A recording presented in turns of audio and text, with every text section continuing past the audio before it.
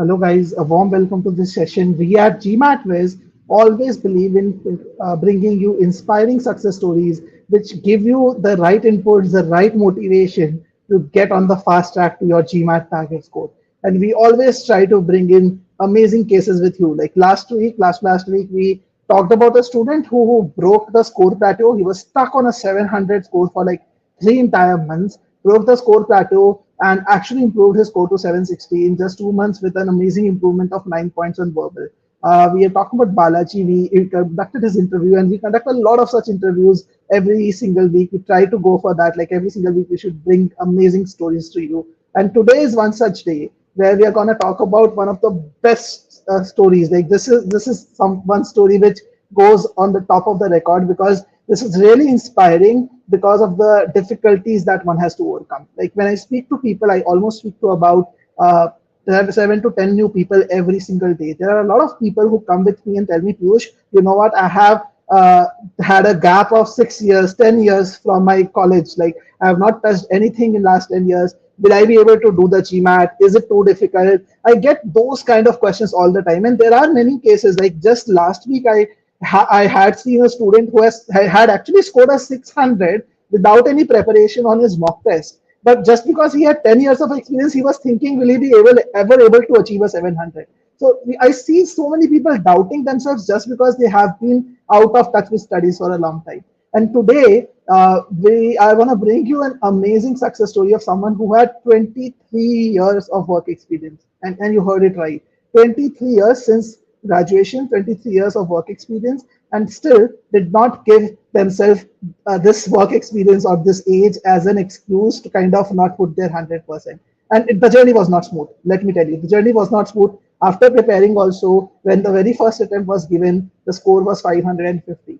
But he made sure that he pushes his score to the next level, has joined the 700 club last week. Just last week, I got a call from him and he was saying, Piyush, you know what? In my mocks, I was getting better. I know I can do better. I can do 720, 730 comfortably. But I got the 700. At least I'm happy that I've entered that club. And I told him that, okay, I know you can probably do better and we will do another interview with you. But even with a 700, your story is something which I would like to cover for all the people out there who are high on the work experience and thinking whether they will be able to do the GMAT or not. So I know I've done a big monologue, but without any further ado, I would like to invite Nitin Gupta in front of us. So hi Nitin, like Hi, how hi, is your feeling of the entire experience of GMAT? Yeah.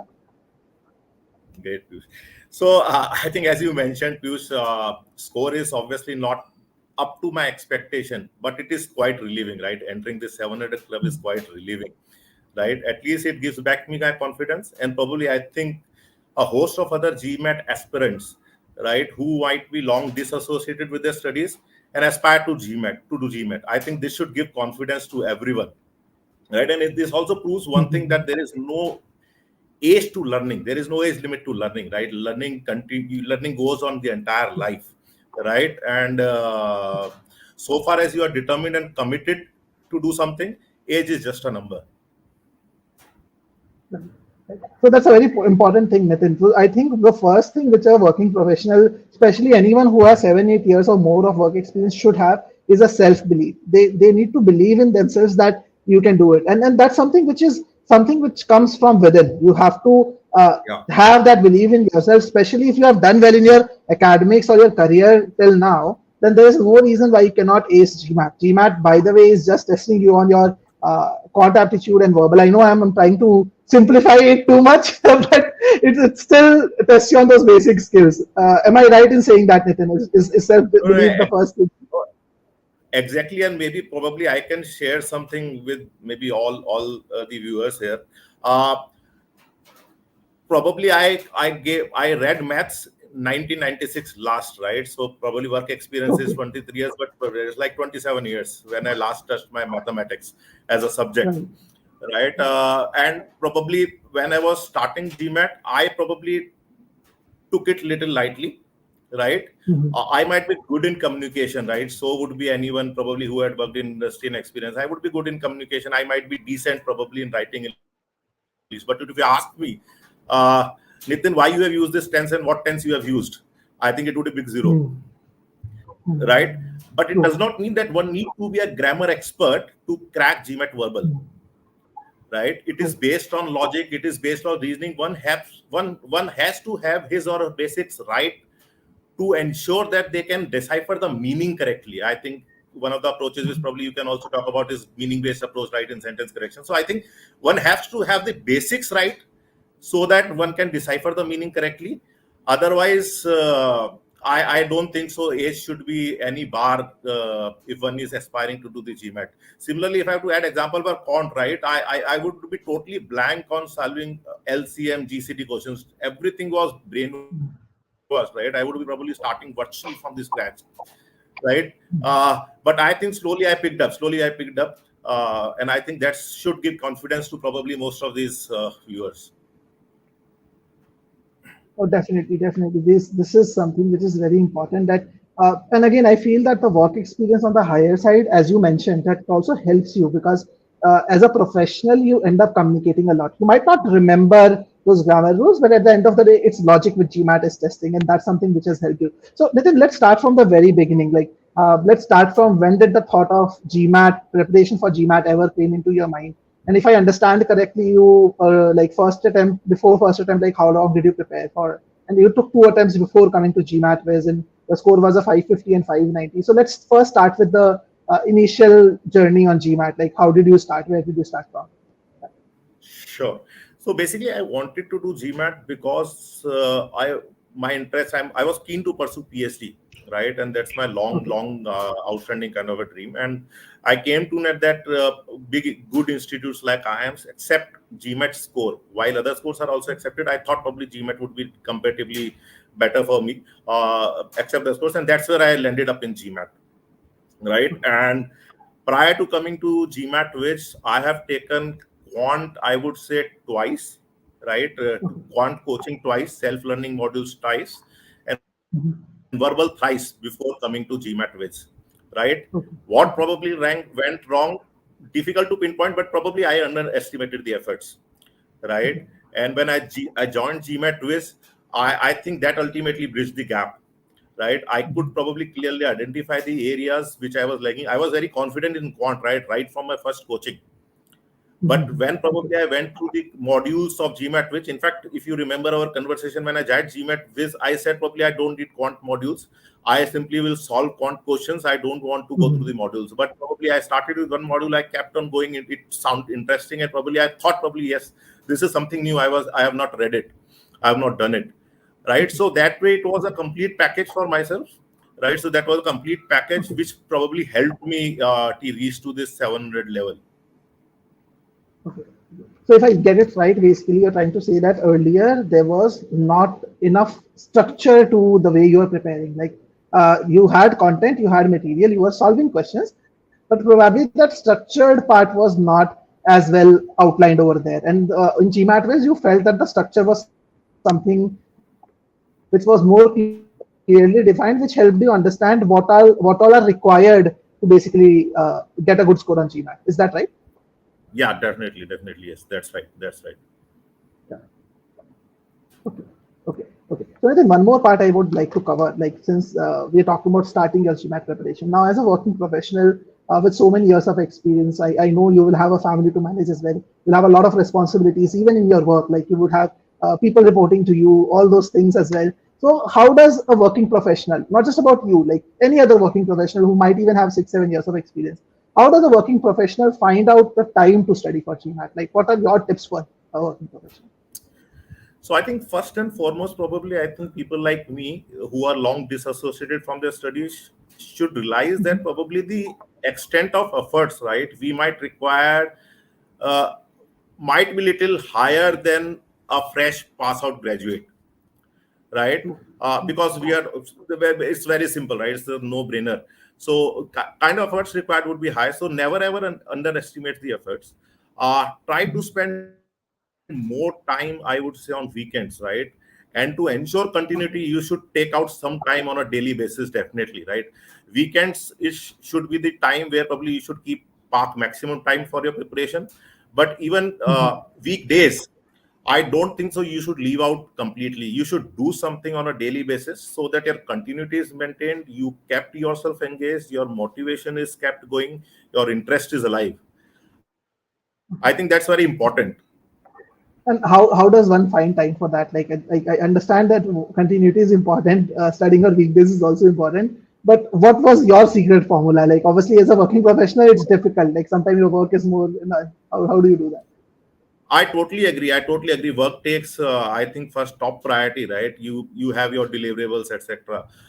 In my case, I took a little break so that probably I can prepare more thoroughly. But I think Okay. it what kept me going, right, is probably my passion for learning, right?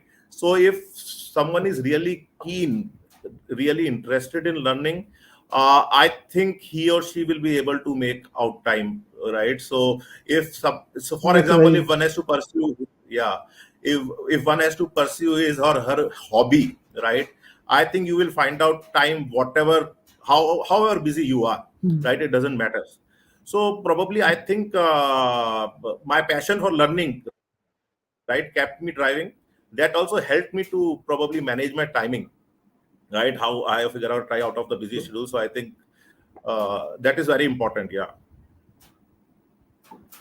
So that's a very, very valid point. Like I always tell people that find your why to, sorry, find your why to get your how. Exactly. So basically, whenever you are worried about the how, like how will I find time? Always find your why. So Nitin, you very well pointed it out that if you have a hobby or if you know the reason, then it always helps. So I always say that okay, if you're thinking about time, like okay, how will I find time? Then probably look at your YMBA, YBSD, strengthen those goals. Like try to speak to people Yeah. who are from the same college, who are actually doing their career, who have seen the growth in their career. Try to visit the campus if possible. Like if you're in Indian, we can always visit ISB or the IIMs. Like no one is gonna stop you. Try to speak to people around that. Also ensure that you take buy-ins. I'm pretty sure Nitin, you would have taken buy-ins from your family also because your family as well because it's important for you to like inform them that I'm not gonna give you time around this particular slot. So that's something which is also very critical for people with anything more than 6 years of experience, I think. So I think that's really you rightly pointed, right. It's probably entire family support is quite important, right? In fact, your entire social circle support is important. But I think in these days, right, realization has started coming in, right? Probably it is also Hmm. important. The more complex the world is becoming, uh, we need to upskill ourselves more regularly, more frequently, right? Probably I think this with time this will become need of the hour, right? I don't think so this will be a choice. I'm not saying it is only the GMAT, right? There could be any other course, any other something you want to do to upskill yourself. Hmm. But I think this will become part of your career. Like for example, in CA we have continuing professional education, right? It is certain mandatory to do training every year, certain few number of hours, Hmm. right? So Hmm. to be relevant, right? And with Yes. this fast changing world, I think it is becoming all the more important. So definitely there is a sacrifice involved with the family, with the social circle, etc. But I think it is now as essential as any other aspect of your life. That much I would say. Yeah. So going back to the GMAT journey again, I just thought of like it's getting out the answer around some tips for timing as well, like time to, for study. But going back to your GMAT journey, I want to like, kind of understand like how long did it take you to improve your scores from the last score of 590 to 700? Like how long were you associated with GMAT? And what was your study plan like in terms of what did you do in the first 15 days? Anything like just to give people more clarity around how did you go about studying? Yeah. Sure, sure. So actually, if I have to talk about my like total prep time, right, from my since I gave my first GMAT test to the final 700 one, it would be like I would say close to 10 to 12 months, right? Okay. And Okay. Okay. between the last test 590 to 700, yeah, I spent almost 4 months in between, and largely Okay. with GMATWhiz, largely with Okay. GMATWhiz, right? So that's how it happened. But I think probably depending on how long one is disassociated from studies, the extent of effort would vary, right? It is Definitely. disproportionate to that, right? So it is not a Mm-hmm. yardstick that probably one would need 10 months, 12 months of effort, right? It might be less months, probably might require 6 months also, some might require 3 months also. And there are in fact many case studies, yeah, it's for GMATWhiz itself. Yeah, yeah, yeah. Yeah, we have seen people with 3 4 years of experience taking 2 years to get there also. So I think getting the right score in GMAT is eventually a 2 to 3 month effort. It's just that people realize too late that what is that they need to do in those 2 3 months. I think that's how I can put it up. Yeah. Agree. And to add, I think probably which one of the mistakes which I committed, right? Never underestimate the efforts, right? Probably I initially underestimated the efforts. That was probably the big mistake. Going through the quant module through my first service provider for first, probably I thought I have good command over quant, but probably when I gave the actual tests, I think the results was totally different, and verbal was totally devastating, right? So I think first tip, if you were to say, right, would be don't underestimate the efforts, right? And again, it applies to everyone, but more so for people who are longer disassociated with the studies, is revise your concepts very regularly. If you get any question wrong, ensure you mark those questions, you revisit those questions, right, until unless the concept is entirely clear in your head.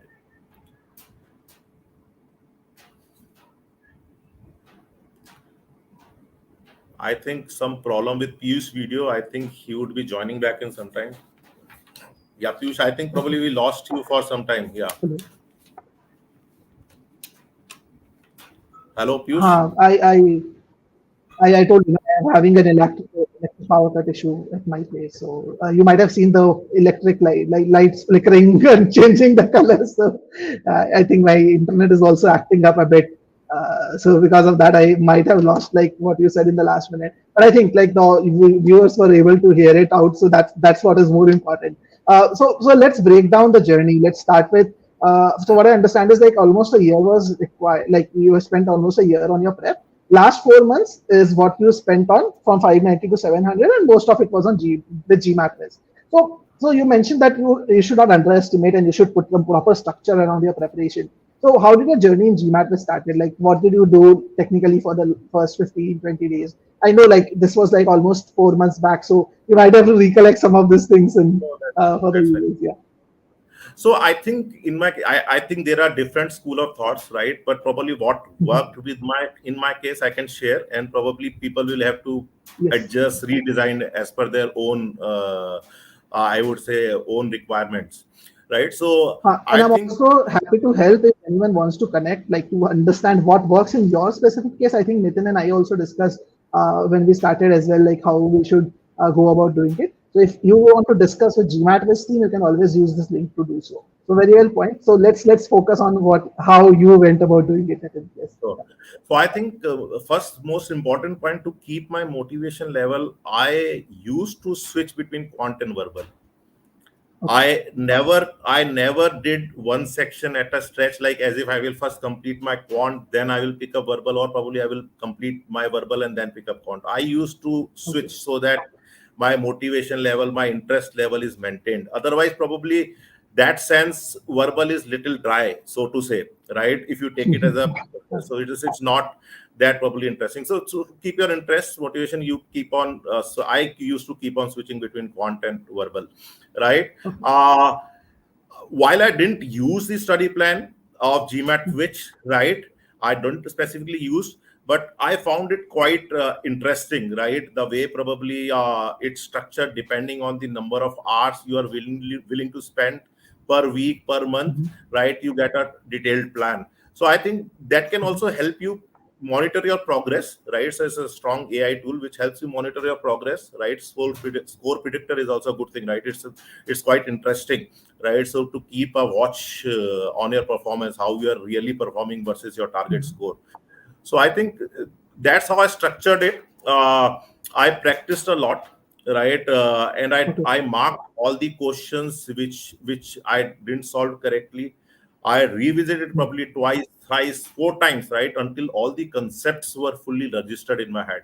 right? As I said, probably it's like 27 years since I last touched my mathematics, right? So uh, now I feel more confident, even probably if I have to teach some mathematics to my daughter, right? She's in seventh class, right? So I can do it little more confidently. Otherwise, it was not difficult. It was not possible even probably to answer her questions, right? So longer your disassociation, I think you need to devise your strategy accordingly, modify your strategy accordingly, right? And if you are a fresh pass out, shorter experience, right, then I think things can work much faster for you. So that's a very valid point. Like in fact, like a lot of people ask me like, how should I do revision? And most people have this archaic method that they will take notes and just revise their notes. Now I don't mind that. I obviously say that okay, everyone is different. So for some people it might work. But I always recommend that instead of notes, you should revise the questions because when you're revising notes, you're looking at theory. You're not seeing them put in practice. You're not seeing them in action right now. But if you look at questions, if you bookmark questions, again, there is a very good feature on GMATWhiz where you can bookmark the questions as well. So you can bookmark the questions or you can just review your incorrect questions. And I recommend doing that in every 15 to 20 days at least. Like I think in your case, Nitin, you might have done it even faster or more frequently. So possible. But ideally, like 15 to 20 days, you should look at them. And as Nitin said, that will register the concepts better in your mind. Like and as Nitin said, he might have to do it like 3 4 times, but if you are slightly younger or you have been in touch with your concepts, then probably you might need to revise it once or twice only. That will well work.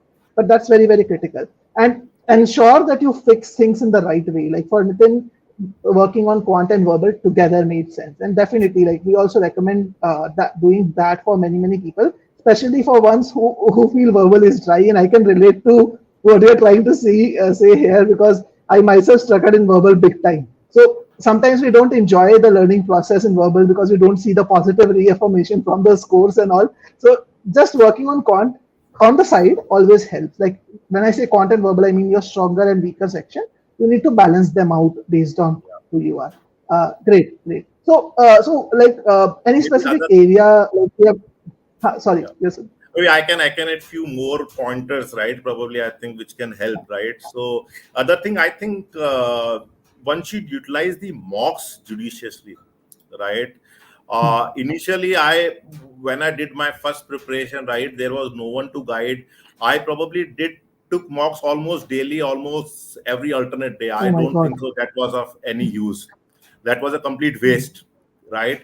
In fact, when you give your mock, you should properly analyze the results, right? You should identify the gaps.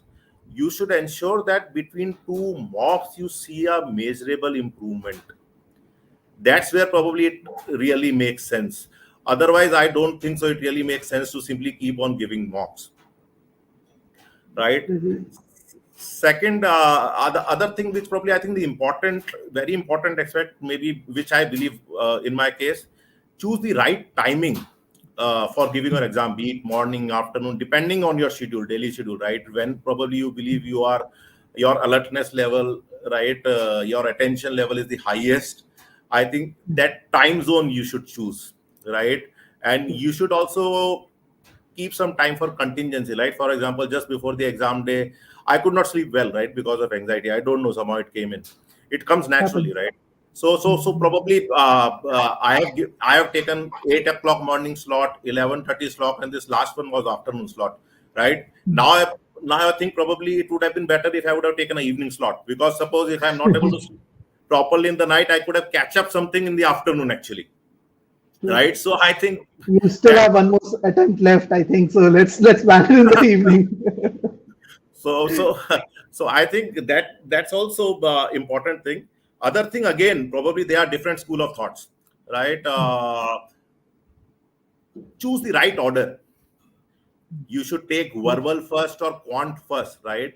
Again, in my earlier two attempts, I used to do quant first, then verbal. The idea behind there was, since I felt quant is strong, I should first give maximum attention to quant and then verbal, right? So I should get maximum amount of content, then one verbal, whatever I score, it should be fine.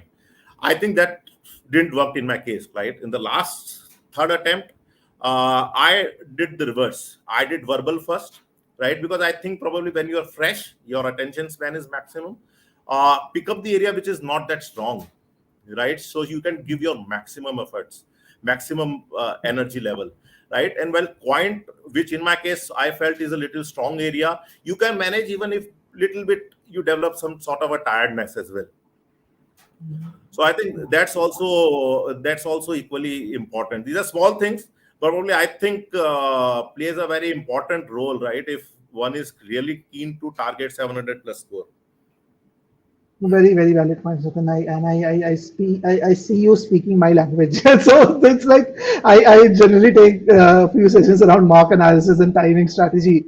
And this is what I tell people all the time, that you should not take mocks just for the heck of taking mocks. In fact, my recommendation is that if your target score is like 50, 60 points away from your current mock score, you should not take the next mock. You should always work on your fine tuning first and then take mock. Like, and there are people, and again, you also did that. Like, many of us do it. Like, I have also done that in the past, that we start taking mocks multiple times because we have this thought process that more we practice, the better we get.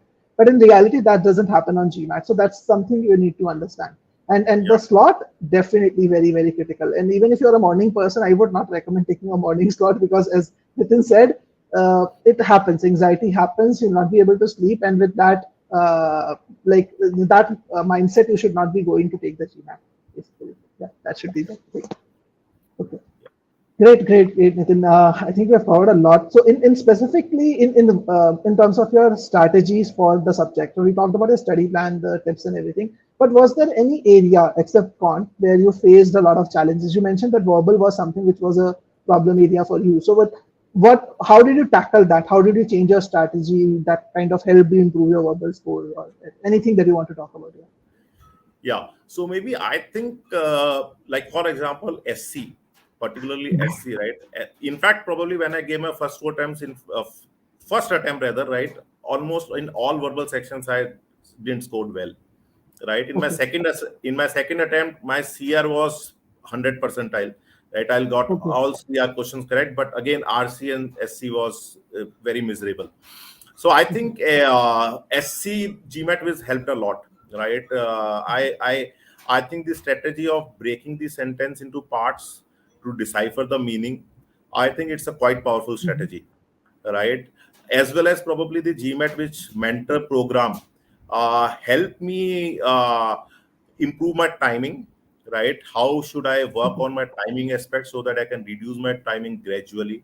How much questions I should pick in a particular set if I'm practicing, right? It is not like earlier if I'm practicing 30 questions at a stretch, right? It's probably not going to work, right? Maybe doing it in smaller chunks might be little better, right? How and when you should take your mocks.